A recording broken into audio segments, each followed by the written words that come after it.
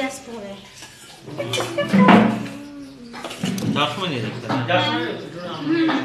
আমাকে না। আচ্ছা আচ্ছা।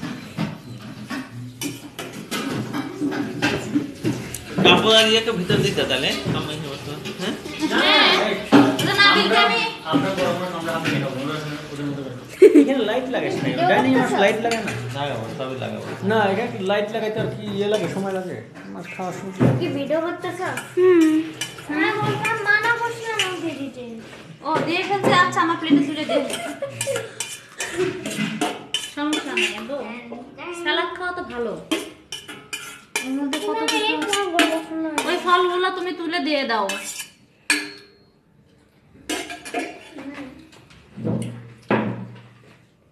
আমার দিলাম হাতে না তুমি বসো।